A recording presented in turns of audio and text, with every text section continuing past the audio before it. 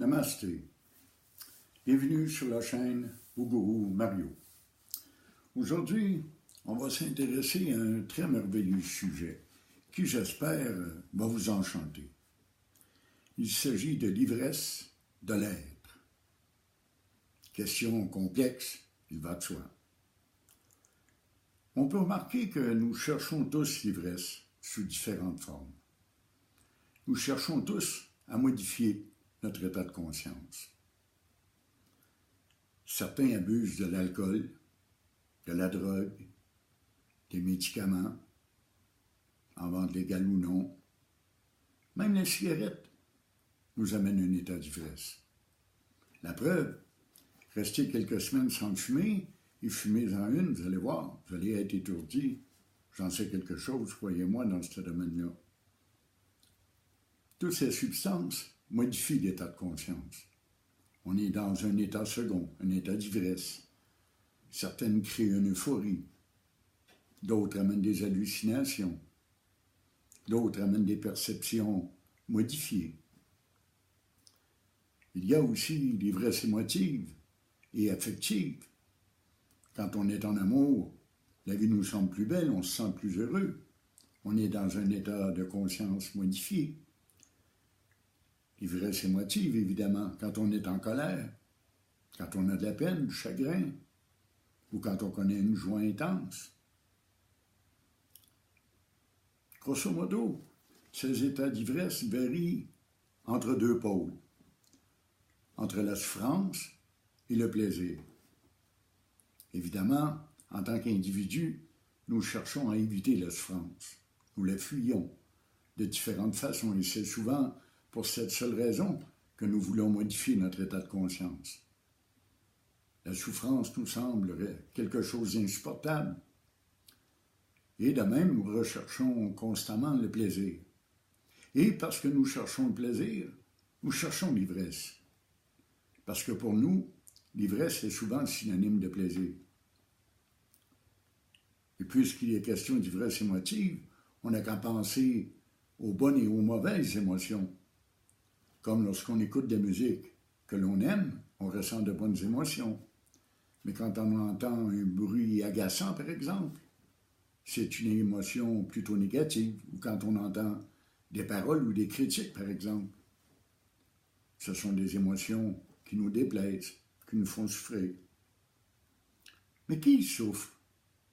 On peut se poser la question ouvertement. Qui souffre? C'est le moi. C'est le petit je. C'est l'individu qui souffre, qui ressent la souffrance. Le soi, Dieu, la conscience supérieure, ne ressent pas la souffrance. Elle n'est pas affectée par les perceptions courantes, quotidiennes. Certaines personnes vont même jusqu'à souhaiter ou à tenter le suicide pour échapper à leur souffrance. Même dans le suicide, dans l'idée du suicide, il y a un état d'ivresse. Parce qu'on envisage, on imagine l'état de non-être. C'est comme si on voulait quitter le monde du mental. On essaie de le modifier parce qu'il nous déplaît. On essaie de le transfigurer, de le transcender. Il y a d'énormes façons, d'une grande quantité de façons de modifier les états de conscience. Il y en a plusieurs, de nombreuses. Comme par exemple, je pourrais prendre comme exemple l'hypnose, par exemple, qui grâce à des suggestions peut modifier l'état de conscience et même ramener des souvenirs que l'on croyait complètement disparus, oubliés. Il est important de comprendre que c'est ce qu'on cherche continuellement dans le bonheur. Un état de conscience autre. Autre que ce qu'on est réellement, que ce qu'on est habituellement. En essayant de changer cet état de conscience, on ne fait que rempirer le mal. C'est comme mettre un pansement par-dessus une plaie qui est infectée. Elle ne se soigne pas, elle ne s'améliore pas, elle ne fait que rempirer. Plus on change notre état de conscience, plus qu'on renforce l'ego, parce que c'est l'ego qui nous amène le désir de changer d'état. On ne fait que modifier nos perceptions, que modifier nos pensées. Mais on demeure toujours dans le mental, toujours dans l'individu, toujours dans l'ego, dans l'égocentrisme, dans l'égoïsme. La réalisation spirituelle, que j'appelle l'état d'éveil, amène un état d'ivresse. Eh oui, c'est ce qu'on appelle la béatitude, ou encore la félicité. L'état de paix profond, l'état de bonheur véritable, un bonheur sans cause, est un état d'ivresse. C'est une joie pleine d'amour et de compassion, une joie pleine d'acceptation et d'émerveillement face à la vie. C'est un état d'ivresse, c'est ce qu'on appelle l'ivresse spirituelle. C'est ça qu'on découvre en redécouvrant notre véritable nature, notre nature spirituelle. Quand on parvient à réaliser la vérité, quand on parvient à trouver cet éveil, cet état de conscience primordial, on connaît cet état de béatitude. On dit de Brabant qu'il est être, conscience, béatitude. J'ai fait un jeu de mots avec ça. Je me dis que c'est d'être conscient du bonheur, d'être conscient de la paix qui nous habite. Et ça, c'est une ivresse qui est naturelle, c'est-à-dire qu'elle est indépendante de toute cause. Elle n'est pas causée par une drogue ou par l'alcool, elle n'est pas causée par une émotion, elle n'est pas causée par un événement, elle n'est pas causée par un objet. C'est un état qui est naturel tout au fond de nous. Comme un petit enfant là, un petit enfant de quelques mois, il est dans cet état d'ivresse. Il est dans la conscience primordiale. Il n'a pas encore développé d'ego. Bien sûr, il peut pleurer, c'est sa seule façon de s'exprimer d'ailleurs. Il peut connaître des moments de douleur, il peut avoir des maladies, des maux, des maux. Mais son état naturel est un état d'ivresse, un état de bonheur, de joie, d'émerveillement devant la vie. C'est ça qu'il faut retrouver dans l'état de conscience primordial. C'est ce que nous enseigne l'Advaita Vedanta. Il y a différentes façons, je vous l'ai dit, de modifier la conscience, mais il n'y en a qu'une qui est vraie. C'est la réalisation spirituelle. Peut-être existe-t-il des drogues, je ne les connais pas toutes, peut-être existe-t-il des drogues qui semblent nous apporter cette espèce d'état de joie et de béatitude. Mais c'est toujours un état éphémère. Il a un début et il a une fin. Et généralement, la fin nous amène dans un état de dépression très intense. Et c'est fort dommage, parce qu'alors on est obligé de reconsommer à nouveau, reconsommer du plaisir, ou des substances, ou des émotions fortes.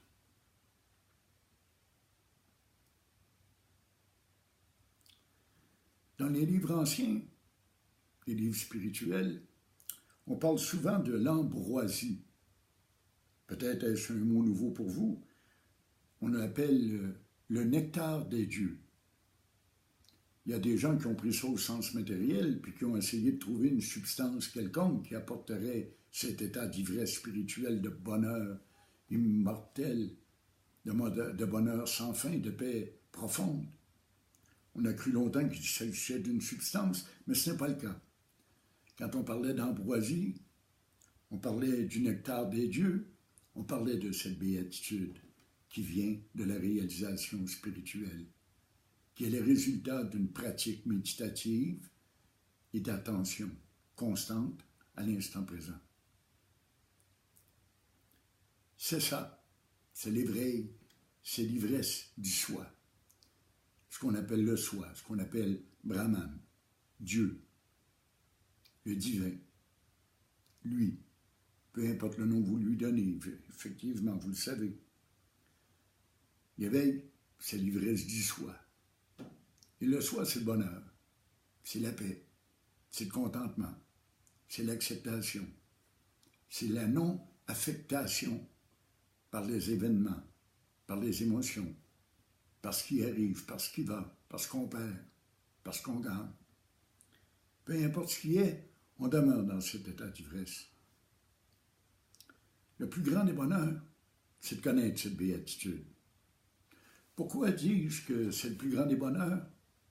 Parce qu'il est sans cause, comme je vous ai dit tantôt. Il est sans aucune dépendance, il ne dépend pas d'aucune substance, il ne dépend pas d'aucun événement, il ne dépend pas d'aucune connaissance ou d'aucun pouvoir ou d'aucun savoir ou d'aucune action particulière.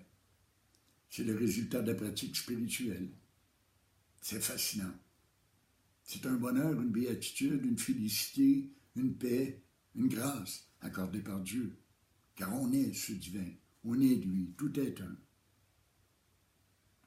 C'est le plus grand des bonheurs parce qu'il est incomparable. Il n'y a rien dans la vie ordinaire, dans la vie quotidienne ou même dans les moments les plus majestueux, les plus glorieux, les plus béatifiques qui puissent nous apporter ce bonheur-là. Il n'y a que la réalisation spirituelle qui l'apporte, qui l'amène. Et c'est alors un contentement sans fin. On n'a pas besoin de rien d'autre que de connaître ce bonheur, puis cette béatitude-là. C'est ce qu'il y a de plus profond au fond de nous. Tout au fond de l'être humain, ce bonheur est présent. On le sait de façon intuitive. Dans le fond, c'est comme si on voulait quitter notre corps, quitter notre mental. Parce qu'on sait qu'on n'est pas ce complexe corps, mental, émotion. On le sait intuitivement qu'on n'est pas des individus. Puis parce qu'on le sait de façon intuitive, on le connaît parfois par expérience, dans de courts moments, des petits espaces de temps très minimes, on veut le retrouver, cet état. C'est le même état que le sommeil profond, je vous le dis souvent. Dans le sommeil profond, sans rêve, on est dans cet état de béatitude, on est en paix. La conscience est sans objet. On est conscient, mais conscient d'être conscient, tout simplement. Il n'y a qu'une conscience, il n'y a que l'être, il n'y a que la béatitude, la paix, le repos, ce qu'on appelle le repos éternel, dans le fond. C'est notre état originel, c'est ça qu'on doit retrouver. L'Advaita Vedanta nous l'enseigne. Et la voie directe est un chemin que l'on peut parcourir. C'est pas facile, mais on peut y arriver, on peut le faire. Il faut tout donner cependant. Il n'y a pas de péché originel.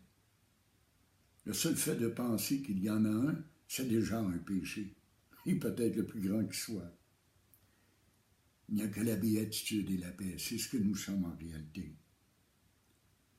Je vous invite à chercher par la voie directe. Cherchez par l'Advaita Vedanta. C'est là que vous trouverez ce que vous cherchez. Et bien sûr, je vous invite à vous abonner à mon site, Boguru Mario, et à suivre sur la chaîne les vidéos que je vous transmets. Vous pouvez également m'envoyer vos questions et vos commentaires sur Facebook ou Messenger à Boguru, B-O-G-O-U-R-O-U, @gmail.com.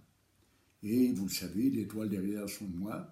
Elles sont disponibles. Vous pouvez les contempler, les admirer si vous voulez, j'espère.